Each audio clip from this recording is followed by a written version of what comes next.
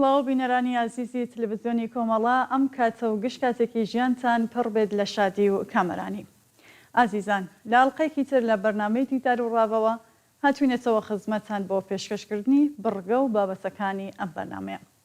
لە ئاڵلقەی ئەم هەفتەیە بەرنامەکەماندا وتوێژێک دەبینن لەگەڵ زۆر بەڕێز ئامانج عەزیزکەندی، شاعر، نووسەر و وەرگێڕ سەبارەت بە نۆڕۆز و بەهار لە ئەدەبیاتی کوردیدا کە چەند پرسیارێک سەبارەت بەم بابەتە ئاراستەی بەڕێزیان دەکەین بۆ هیوای ناوەڕۆکی بابەتەکان جێگەی سەرنجی ئێوەی ئازیز بێت. لەگەڵمان بن. نۆڕۆز یەکێکە لە گرنگترین بۆنەکانی نەتەوە و گەلانی ڕۆژهەڵاتی ناوین بە تایبەتی کورد و بۆ پێشوازی لە ساڵی نوێ و سەرەتای وەرزی بەهار دەگیرێت. یەکەم جەژنە کە زیاتر لە هەزاران ساڵ مێژووی هەیە. سەرەتای ساڵی نوێ کوردی و هێمای سەرکەوتنی ڕووناکی بەسەر تاریکیدا و سەرکەوتنی گەلی کورد بەسەر زۆڵمدایە. با بڕۆینە لای کاک ئامانج. کاک ئامانجمان لەگەڵە. کاک ئامانج سڵاوت لێبێت و زۆر سپاس کە دووبارە قبوڵی زەحمەتت کرد و بەشدار بووی لەم بەرنامەیە. زۆر سپاس، سڵاوم هەیە بۆ ئێوە بۆ هەموو بینەرانی خۆشەویستان و بۆ هاوڕێیانی پشت کامێرە. هەمیشە من ئەوان وەک پێشمەرگەی ون چاو لێ دەکەم. پێش هەموو شتێکدا نەورۆزی نەهاتووی ئەو ساڵتان لێ پیرۆز بێ کە هێشتا مانگێکی ماوە. هیوادارم نەورۆزی ئەو ساڵ ساڵێکی پڕ لە خێر و خۆشی بێ بۆ هەموو هاوڕێیان، بۆ هەموو خەڵکی کوردستان. و هیوادارم ساڵی ڕزگاری خەڵکی کوردستان و هەموو گەلانی بەشمێنەت بێ لەو ڕۆژهەڵاتی ناوەڕاستە کە تا ئێستا نزیکەیەوە 100 ساڵە خێر و خۆشی بە خۆیەوە. زۆر سپاس دەکەم کاک ئامانجیان. ئەچمە سەر پرسیارەکانم. لە ئەدەبیاتی کوردیدا نۆڕۆز شوێنێکی تایبەتی هەیە و بە چەندین شێوە دەردەکەوێت کە هێمای ئازادی و بەرخۆدانی بەرچاو ترینی و زۆر شاعری کورد نۆڕۆزیان وەک هێمای بەرخۆدان و خەباتی نەتەوەی بەکارهێناوە. با بزانین ڕای بەڕێستان لەم بارەیەوە. ڕاستە نەورۆز یەکێک لە جەژنە هەرە دێرینەکانەوە بۆ خۆت ئاماژەت پێکرد. پێم وایە سەردەمی زۆر زوویە. هەندێک وای بۆ دەچن کە تەمەنی لەگەڵ تەمەنی خەڵکی ناوچەکەیە، بە تایبەتی کە وەرزێری و بە تایبەتی تر مەڕداری و ئاژەڵداری پەیدا بووە لە زاگرۆس و تۆرۆس و دەوروبەر. ئەو جەژنە گیراوە. زۆرێک لەو جێژنانە ڕەنگە نەمابن، وەکو جێژنی مهران، وەکو جەژنی ئێستا لە ناوچەیەکی بچووکی کوردستان وەکو جێژنی بێڵمدا نەماوەتەوە، وەکو جێژنی چلار کە لە ئاینی ئیزدەدیدا وەکو لە دایکبوونەوەی خۆر باسی دەکەن و بۆ دیارە پێشتر ڕەنگە وا بوو بێ بەڵام ڕەنگی خۆی گۆڕیوە. لەگەڵ هاتنی ئیسلام هەندێک لەو جێژنانە ڕەنگی خۆیان گۆڕیوە. نەورۆز ماوەتەوە. بە بڕوای من نەورۆز جەژنێکی زۆر سروشتیە، پەیوەندی بە کاڵ و ئاژەڵداریەوە هەیە. ڕوانگەی خۆمە و هێندێک نووسەر و شاعیر و بیرمەند و ئەوانەشم نەزەریان بە شێوەیەکی لە شێوەکانی تر دەربڕیوە. بە تایبەتی بۆ ئاژەڵداری وەرزێکی یەکجار زۆر گرینگە.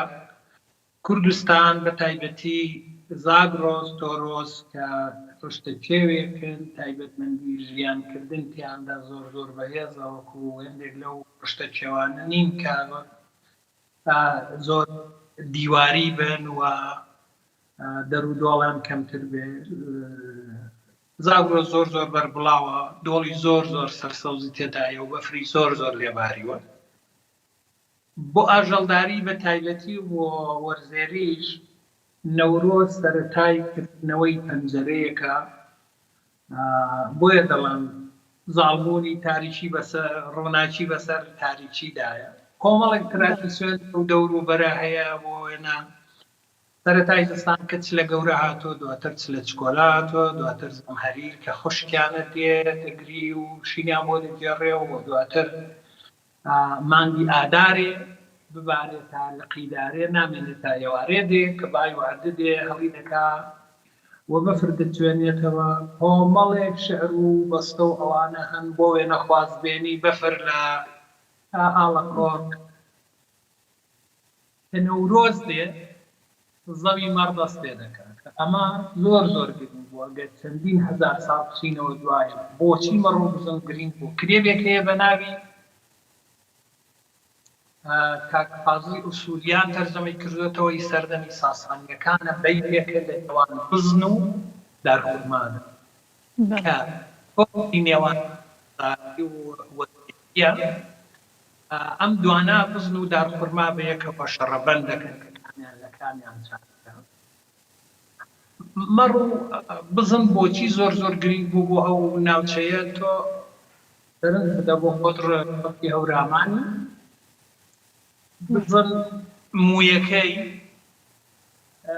ڕسماڵی لێ دروست دەکەن گوریچی لێ دروست دەکەن بەنی لێ دروست دەکەن ڕەشکەی لێ دروست دەکەن دواتر بەکاری دێنن لە سەنعەتی چنین و ئەوەدا بنۆکەکەی مەرزەکەی دەکرێتە جل و بەرە دەکرێتە کڵاس دەکرێتە سادە مەڕیش هەرواتر خوریەکەی دەکرێت بە دۆشک دەکرێت بە لێفا دەکرێت بە باڵند دەکرێت بە لبات دەکرێت بە پەستەر دەکرێت بە قڵەبەق دەکرێت بە پێستەکەشی دەبێت بە کەڵپۆست دەبێتە کەو و بێژینگ و هەموو شتێکی لە گۆشتەکەی جگە لە ئەو پرۆدۆکت و بەرهەمانەی کە لە شیرەکان وی ژیانی خەڵک لەسەر ئەوە بووە وەختێک فەرعەتەی ئەوە شانگ لە وڵاتی باوەکاندا دیارە لۆری کوردیدا بەهار و نەوڕۆز و مەڕ و ماڵات و ترادیسیۆنی بێری و مەڕدۆشین و ئەوانە زۆر زۆر تێدایەتی گرنگی بۆ ئێستا زۆرێکی پێوە هەتا ئێستا ئەمانە هەر گرنگترخوان بۆیە من پێم وایە لەم سروشتەوە لەدایک بووە نەورۆز لە فەرهانەیەک دەکرێتەوە ڕەشنگ لە وڵاتی دەکرێت بای وعدە دێ مەڕ دەڕواتەوە دەرێ شینکایی دێتەوە وڵات و بەفر وڵات بەجێ دێڵێ و مرۆڤەکان دەستنەوە دەر و دەرجا هەم بۆ وەرزێری هەم بۆ ئاگەڵ زۆر سپاس هەر لە درێژەی قسەکانی خۆتا کاگ ئاماژەت بە سروشت و مێژوو کرد نەورۆز لە ئەدەبیاتی کوردیدا وەک پردێک لە نێوان مێژوو کولتور و ناسنامەی نەتەوەیدا دەبینرێت و هاوکات هێمای دووبارە ژیانەوە و نوێبوونەوەی سروش وەکو خۆشت ئاماژەت پێدا وەگیانی مرۆڤە چۆن ئاوەڕ لەم لایەنەی دراوەتەوە وە بەڕێستان چۆنەوە بین پرسیارێکی زۆر زۆر جوانە ڕاستە ئەمە بە تایبەتی ڕەنگە دواتر بێمە سەر ئەوە کە لە سەرەتای سەدەی بیستەمدا جۆرێک لە جۆرەکان دەگۆڕدرێ و ئەم هێمانەی پێدەدەنم نیشانانەی لەسەردا دەنێت کە تۆ باست کرد بەڵام لە ئەدەبیاتی نووسراوی ئێمەدا باسی زمانە ناکەم کە لەودا یەکجار زۆرە لە ئەدەبیاتی نووسراوی ئێمەدا یەکەم جار خانیە دیارە پێش ئەویش باسی بەهار و ئەوانە کراوە لە خانەی قوبادیەوە لە دیوانە گەورەی یارسان و ئەوانەدا بەهار هەمیشە سوێگایەکی بەرزەوە سەیدی هەورامی یەکەم هەروەتر کە پێش خانیچە خانی کە لە کۆتایی پێم سەدەکان لەدایک بۆ و سەرەتای سەدەی حەڤدەیە کتێبێک دەنووسێ بە مەموزین بەیتێکی فۆلکلۆری کوردیەکە و هاتوو ژیانەوە خانی لەوێدا جگەلەوەی کە باسی نەورۆز و بەهاروانە دەکا خودی داستانەکە وایە دەکا کە ڕێک لە ڕۆژی نەورۆزدا ڕوودە نەورۆزێک لەم بێبەدا دەڕازێنێتەوە کە یەکجار زۆر کە پاشا و میرکان چوونە دەرەوە تەنانەت مەموزین ڕێک لەگەڵ ئەستی و تاژدین کە تاژدین و مەم ڕەفیقن ئەستی و دین لەوێ لەو باسی ئاوەڵاتە باسی ئەم هەموو خشت و جوانی دەکا کە لەو بۆتاندا بۆتانێ ساز دەبێ و لەبێ مەموزین عاشقی یەکتر دەبن و خودی یعنی بنەمای چیرۆکەکەی لە سەروێدانەوە، یعنی عەسڵی هەرە ڕووداوەگرینگەی لە نەورۆزدا ڕوودا. وەم پێم وایە لەقانی کە پێی وایە بۆ خۆی دەڵێ لە پێشەکەی بەکەیدا مەموزین دەڵێ مەموزین بەهانەیەکە بۆی کۆمەڵێک شت بڵێم و لەوێدا باسی کوردەکە، باسی جوغرافیای کوردەکە، باسی ژیۆپۆلیتیکی ئەو کاتی کورد هەر کوردە وڵامی خوێنێ خۆیان لەگەڕ هەرایە کورد بەند سەرسوور. ئەم قسەی خانی تقریباً 400 ساڵی بەسەردا تێپەڕیوە، ئێستاش ئاکتوێلە بۆ هێزی کورد. بۆیە من پێم وایە بەمە باس نەورۆزی کردووەتە هێمایەک لەم گێڕانەوەی مەموزیندا کە خانی داڕشێت. لەوێوە کە دەست پێ دەکات دواتر حاجی قادر نالی و لە شاعیرانی خوارەوی کوردستان خانای قوبادیە سەییدی مەولەوی جێگایەکی گرنگی بۆ بەهاردانەوە. دیارە لە هەندێک شوێن لە باکووری کوردستان لە هەندێک شوێن دەڵێن جەژنە سەرساڵێ مەبەستیان لە نەورۆزە. نەورۆز ناکەوتیان جەرگی بۆهاری جەژنی سەرساڵیەوە مەبەستیان لەوەیە کە لە شێعری مەلای جزگریدا، لە شێعر عەقێهیدییاندا جێگایەکی یەکجار زۆر گرنگی هەیە. شێعری مەولەویدا بەتایبەتی شەپۆلاندا چەندین شێعری زۆر زۆر گرنگی بەهار هەیە.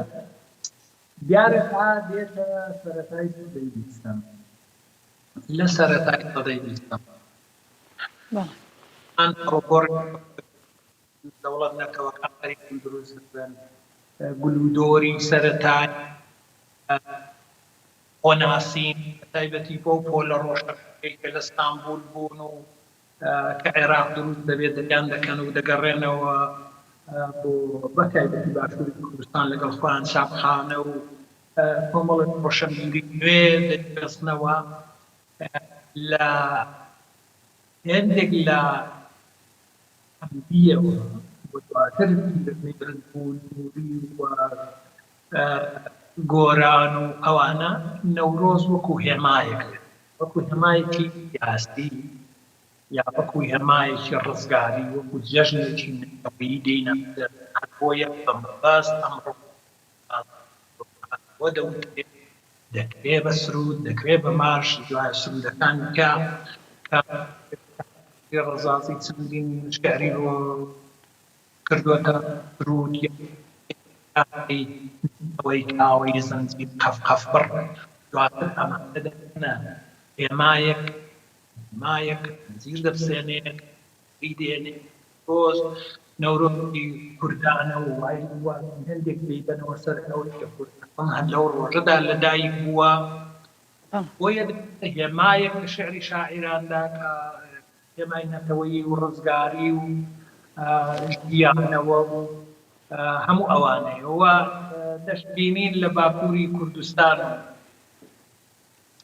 لە باشوور کە بەینێک قەدەغە بووە و دواتر ئاوانێتە ماوەوە، یعنی خوێنی بۆ دەکرێت لە باکووری کوردستان لە ڕۆژی خۆشکە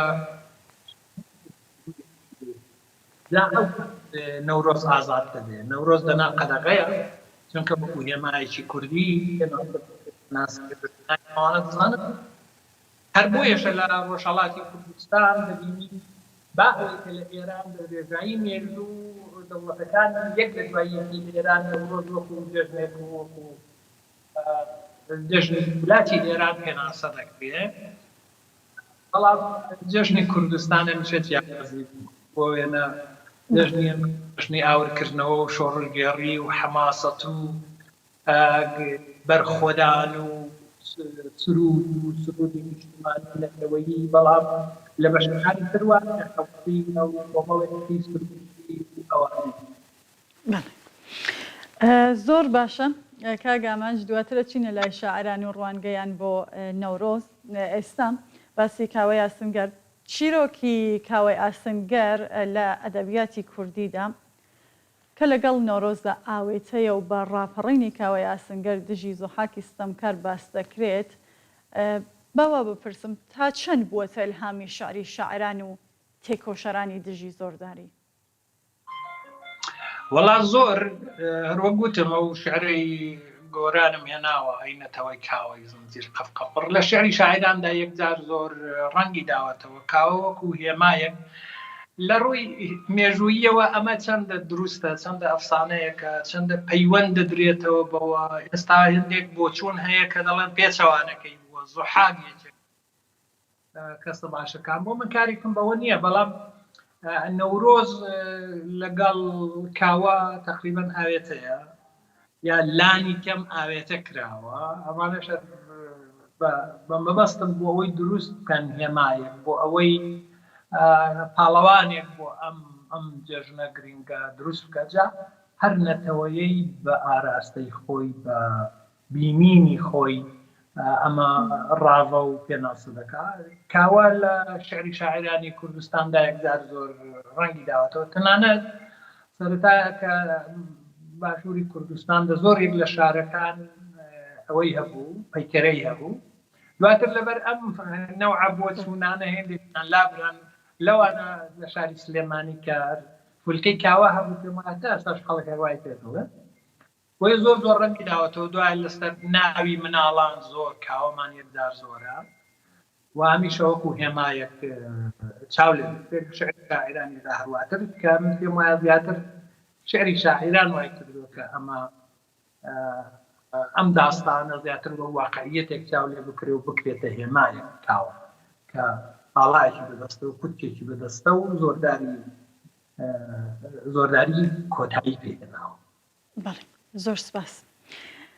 کاگامانج، ڕنگدانەوەی نۆرۆز و بەهار لە شعر و گۆرانیدا لە شعری شاعرانی وەک خانی کە خۆتان ئاماژەتان پێدا، مۆلەوی، حاجی قادر، حەمدی، وەفایی، نالی، هێمن، هەژار و گۆرانم بەجێهێش گۆران و ئەوانی تردا چۆن دەبینن؟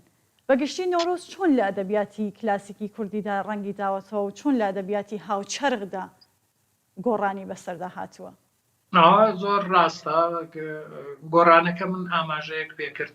هەروە گوتم لە شاری خانیدا، خانی بەم شێوەیە نەورۆزی دروست کردووە کە هەروە گوتم بە مەبەست هەرڕێک بۆ ئەوەی کە ئەم جێژنە وەکو جێژنێکی نەتەوەیی پێناسە بکرێت، چونکە خودی نووسینی مەموزین بۆ خۆی دەڵە بەهانەیەکە بۆی مەبەستە نەتەوەییەکانم دەربڕبووە. خانی گاردەیەکی سەیرەکە نزیکەی 150 ساڵ پێش چەمکی ناسیۆنالیزم ئەو کاری کردووە و هاتۆ لەم قالبەدا دەری بڕیەوە و داستانێکی کوردەواری بۆ دۆزیوەتەوە و ئەو داستانەشی دەقیقەن لە نەورۆزدا ڕووداوەکە ڕوودەدا.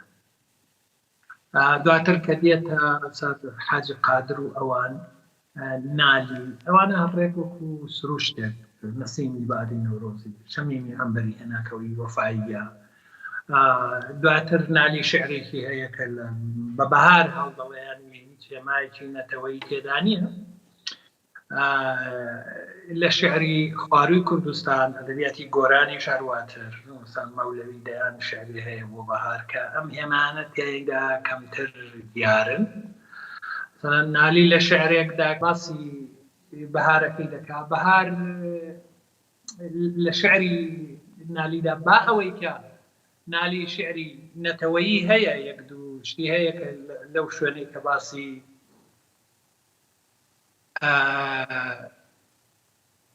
ڕۆیشتنی سلێمان پاشای بابان دەکا و هاتنی مختار بابان دەکا، لەوێدا شتێکی نەتەوەیی یا لەو جێگایە کە دەڵێ کەس بە ئەلفازم نەڵێ خۆ کوردیە خۆ کردیە، هەر کەسی عاقڵ بێ خۆی تالبی مانا دەکا.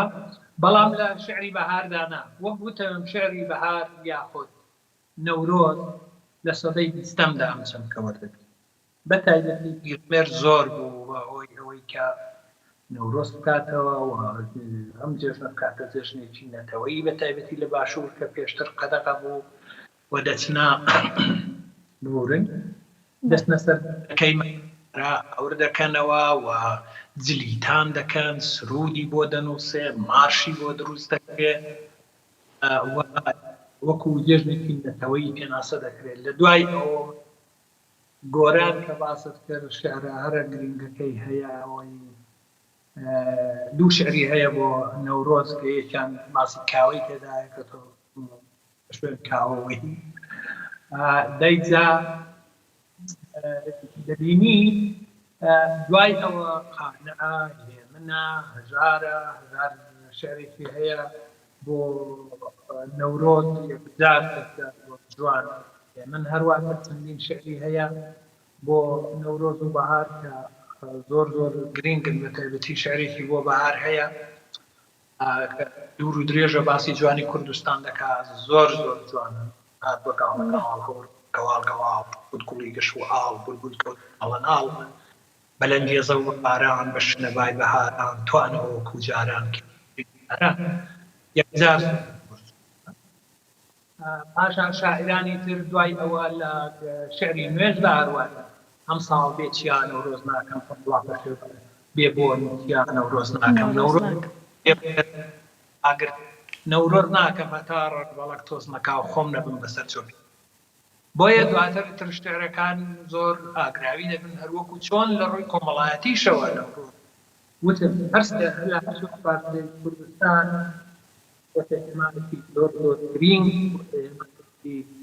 بەرخۆدان بوونەوە دروشمی توانێ ڕازاوەدان دواتر شاریکردن و ئاڵەی کوردستان. بەڵێ نەورۆز ئەمانی دەردەکەن. زۆر سپاس بە قسەکاندان ببڕم کاگامان پرسیارەکەمە لە درێژەی قسەکانی خۆتان با لە بوارەدا دوور نەکەوینەوە. جیاوازی نێوان وێنەی نۆرۆز لای شاعرانی کلاسیکی وەک نالی و لای شاعرانی هاوچەرخ وەک شێرکۆ بێکەس چۆنە؟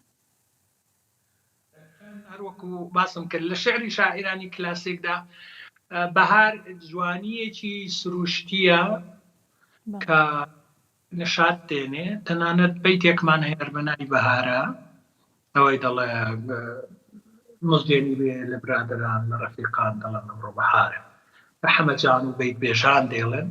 ئەو شعرە پێم وایە لە ئاساسدا شعری ئەحمەدی کۆرە، بەڵام کراوە بە بەیت وەکو باو دەوت باومان هەیە بەو هەوایە دەوترێت کە زۆر جوانە. لە شعری شاعرانی کلاسیکیشدا هەروایە، شعری وەفاییدا هەروایە، لە شعری نالیدا هەروایە، لە شعری حاجی قادردا هەروایە، لە شعری حەمدیدا تا ڕادەیە هەروایە، لە شعری سالمدا هەروایە، مەولەوی هەروایە، خانای قوبادی هەروایە، سەییدی هەروایە. هەر باسی جوانی سروشت و کرانەوە و ئازادی و گوڵپشکوتن و سروشتەکەیە. بەڵام لە شعری شاعرانی نوێدا و بە تایبەتی لە دوایی ئەم سرودەی پیرەمێرد و دروستبوونەوە و شۆڕشی نەتەوەیی لە کوردستان دەستپێکردنی بە شێوەیەکی مۆدێڕن دەگۆڕدرێت. لە شعری شێرکۆ بێکەسدا نەورۆز جێگایەکی زۆر زۆر گرنگی هەیە و بە تایبەتی شاعرانی نوێی وەکو عەبدوڵڵا پەشێ و ئەوان شعری یەکجار زۆر جوانیان هەیە باس لە نەورۆز دەکات. و ئیتر هەتا شاعرانی نوێتر و بە دەردی کاک ساڵحی سوزەنی دەڵێ نوێ نوێترتر شعری یەکجار زۆر ئاگراوی جوانیانی ڕەنگدانەوەی کۆمەلگای کوردستانە یا کۆمەلگای کوردستانی ڕەنگدانەوەی ئەم وێنە شعریانن کە ئەمڕۆ هەیە. تەنانەت هێزە سیاسەکانیش گرنگی زۆریان داوە بە نەورۆز، بەتایبەتی لە باکووری کوردستان وەک ئاماژەم پێکرد هەر ڕۆژێک لە نەورۆزدا دروست بووەتەوە لە دوایی تیرۆریەکانی بە خۆسوڵتان کەسێک لە ڕۆژی نەورۆزدا و من ئەو چەند ساڵێکە لە باشووری کوردستان بووم و لە نزیکەوەش لە لای کۆمەڵە بووم هەمیشە مراسمی شکۆدار ڕێوڕەسمی شکۆدار بۆ نەورۆز گیراوە لە هەموو شارەکانی شەرواتر و هەموو لایەنە سیاسیەکانی تری شەرواتر زۆر زۆر گرنگیان داوە بە نەورۆز یعنی وەکو بەبێ نووسراوە وەک جەژنێکی نەتەوەیی و خەڵکی کوردستان قبول کراوە. بەڵێ کاگامانج ئایا نۆرۆز لە ئەدەبیاتی کوردیدا تەنیا وەک بۆنەیەکی نەتەوەی سێکراوە یان ڕەهەندی مرۆڤایەتی و فەلسەفیشی هەبووە؟ وەڵا بە دڵنیایی ڕەهەندەکانی تریشی هەبووە بەتایبەتی بۆ من کە خەڵکی دێهاتم و دەزانم ڕەهەندە مرۆیی و تەنانەت چێژە ئینسانیەکانی یەکجار زۆرە نەورۆز بۆ خۆمەز خەزان نووسراوەیەکم لەسەر ئەوە هەیە بۆچی نەورۆز زۆر لەگەڵ ڕۆح و ڕەوان تێکەڵا ئێمە پێش نەورۆز خۆمان ئامادە دەکرد پوشکەمان کۆ دەکردەوە تەگەر بێنە هێلکە بتزا بۆ هێلکەشکێنە هەلاوە مەلاوە هێژێکی یەکجار زۆری پێداین چلچرا کە دەبێتە یانی خۆی فەلسەفەیە کە چلچرا کە جامە گەنمێک دێنی لە ئەولانی کەم لە مۆکریان وابوو لە پشتێنی باوکری ئابراگەورەکانمان دەخست جامە گەنمێک فانۆسێک تێدا کلوکدان و کولتور لە دەوری ئاوێنە شانە یاترەوە جوانەکان زاریان هەبوانەوە بەوانە هەموو دەکرێت بە هەبن دەکرێت نەوەی بۆیە ئەم جێژنەکە وەکو کارنەڤاڵێک مەزڵ کوردستان لەسەر ئەمانەی ئێوە لە ئینسان لایەنەی کێستا وەک لە سەدەی بیستەمدا ئەو لایەنەی بە دروست لایەنەوەی پێدراوە چونکە زۆر کارایە زۆر کارایە جەژنێکی نەوەیی دەبێت ئەوەی دەوڵەتێکی لەسەری بڕیارێکتدا بێت ڕەسمی و فەرمی بێ بەڵام هەیە ڕەسمی و فەرمیە. بەڵێ زۆر سپاس کاگامانج هێماکانی نۆرۆز ئاگر ڕووناکی و بەهار چۆن لە شەعر و چیرۆکی کوردیدا بەکارهێنراون؟ دیارە ئاگر وەکو گەرمی وەکو دەرچوون و هەڵگیرساندن هەمیشە شۆڕگیێڕەکان ڕەنگ دواتر گڕ بەتایبەتی یەکاندا زۆر کاری گڕ دوورایی گەرمی هەمیشە لەگەڵا دواتر لە کوانووی شۆڕەش کۆی زۆربەی یارە زۆری ئەو ڕاگەیاندنە یا ڕۆژنامانەی کە لەسەر دەمێنێتە ئەو دەوروبەرە تیشکە پشکۆی ئاسۆکە ڕشنگە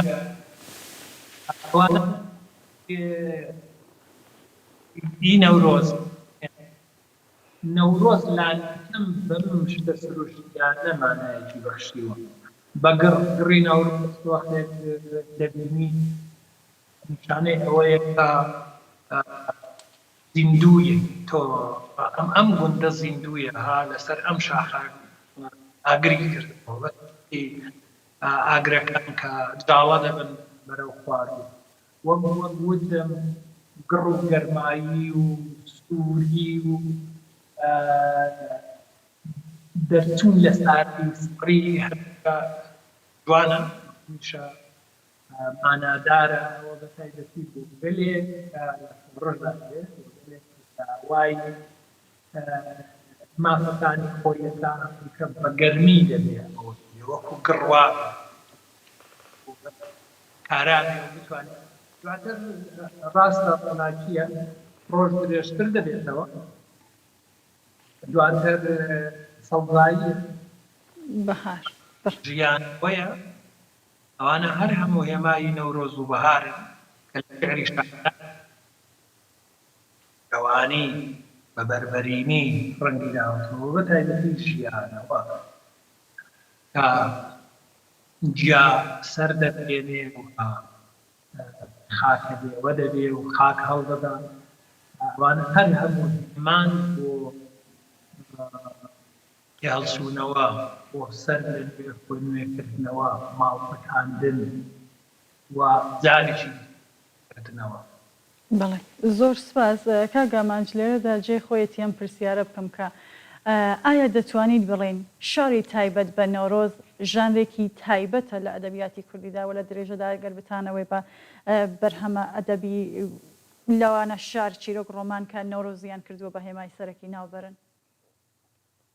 وڵای ناتوانم ئەمە لەسەری ینی بە ڕوونی بڵێم، بەڵام بەرهەمێکی یەکجار زۆر هەیە و شێوازەکەشی دەکرێت ینی ئەمانەی تێدا بدۆزێەوە کوژاندێک دەناسە بکرێت، بەڵام پشتارێکی جوانە کە ئینسان مرۆ دەتوانێت بیر لێ بکاتەوە. نەشم بینیوە کەس هاتبێ ئەم کارەی کردبێ کە نەورۆز وەکو شێعری نەورۆز، چیرۆکی نەورۆز، ئەو بەیت و باوانەی نەورۆز وەکو ژانرێک دەناسە بکە، بۆیە جێی بیر لێ بکەمەوە. بەڵێ ئێستا باو پرسیارە بپرسم، ئایا نۆرۆز لە ئەدەبیاتی دیالکتیکە جیاوازەکانی کوردیدا وەک ئاماژە پێ بکەین لە سۆرانی، لە کرمانجی، لە هۆرامی بە شێوازی جیاواز دەردەکەوێت؟ نا پێ بە شێوازی جیاواز دەرناکەوێت. هەر شتێک شێوازە ئەدەبیاتەکەی کوردی هەم گۆرانی کە بە هەورامیەوە خوارێ تا لوڕستان کۆنتری ئەدەبیاتی مەیە باسی بەهار دەکا، هەر ئەو هێمانە باز دەکا، بۆ شێوەیە باز دەکا کە لە ژووری کوردستانیش باز دەکرێت. سۆرانیەکەش هەرواتر لە بەشی سۆرانیدا چونکە درەنگتر دەستی پێ کردووە 150 ساڵێکی تەمەنە، لە دوای 100 ساڵەوە حەجمێکی زۆر لە نەورۆزی شۆڕە گێڕانی تێدا هەم لە باکووری کوردستان هەرواتر بە تایبەتی لە باکووری کوردستان دروست گۆرانی بۆ نەورۆزیەتیدار زۆر بەرهەمێکی وارەدا واری مۆسیقیدا بەرهەمهاتوە بۆ نەورۆز. ڕەنگە ئەوەش بێت کە لەوێ قاچان بوو قەدەغە بوو و بە شێوەیەکی زۆر شۆڕەگێڕانە کەسێک ئاگری لە خۆی بەداوە دوای ئەو خۆبەردانە لەوێ ئازاد بین سورگ گۆرانی شێعر و لێدوان لەم بارەوە هەیە. ڕەنگە ئەمەڕێک ئەو بەشەی ئەوێت ئاواز بکات وەکو مبارزەی و خاتی بۆ سووتاندن و بەبەرخۆدانێک ئەمە مسۆگەرکراتە نەورۆز جارێکی گەڕێتەوە کوردستان وە بهێڵن نەورۆز بکردنەوە دەشبینین کە نەورۆزی ئاماد کردار هەموو ساڵ. زۆر سپاس کاگامانج، دیارە پرسیار زۆرە بەڵام ماوەی بەرنامەکە زیاتر لەمە ئیزمان ناداتێ. وەکو دوا پرسیارم چ جیاوازیەک هەیە لە نێوان ڕوانگەی شاعرانی کورد لە ڕۆژهەڵات، باشوور و باکووری کوردستان سەبارەت بە نەورۆز؟ هیچ ڕەنگەیەکی جیاواز نییە. ئەسقەزان نەورۆز تاقا ئێمە و جەژنێکە کە کورد خاڵی هاوبەشێتی، یەکێک لە خاڵە هاوبەشە هەرە گرینگەکانی کوردە لە سەرتاسەری کوردستان کە هەر بەو ڕوانگەیەوە لی دەڕوانن. بۆیە پێم وایە هیچ جیاوازێک نییە لە شاعرێکی باکووری کە شێعر دەڵێ، شاعرێکی باشووری کە شێعر دەڵێ، شاعرێکی ڕۆژهەڵاتی کە شێعر دەڵێ بۆ نەورۆز، هەر وەکو هێمایەوەیی هێمای ژیانەوە، هێمای زیندووبوونەوە، هێمای دەوزایی و کڕ و دەرچوون لە ئاری چاوی لێ دەکەن. زۆر سپاسدانەکەم کاگامانج کە لەم بەرنمەیە بەشدار بوون زۆر خۆشحاڵ بووین کەڵکمان وەرگرت. زۆر سپاس بۆ ئێوەش جارێکی دیکە نەورۆزتان پیرۆز بێ. هیوادارم نەورۆزی کوردەواری ئەو ساڵ گەرم و گوڕ بێ و جاری هەموو گەلی کورد بێ لە ڕۆژهەڵاتی ناوەڕاست. زۆر سپاس. هەربەشین عزیز. بەڵێ ئازیزان و بینەرانی خۆشەویست بەم شێوەیە هاتینە کۆتایی بەرنامەی ئەمڕۆشمان تا لە ئەڵلقەیەکی دیکە ئەم بەرنمەیەدا بە یەک دەگەینەوە بە ژیانێکی پڕ لە کەمەرانتان دەسپێرم.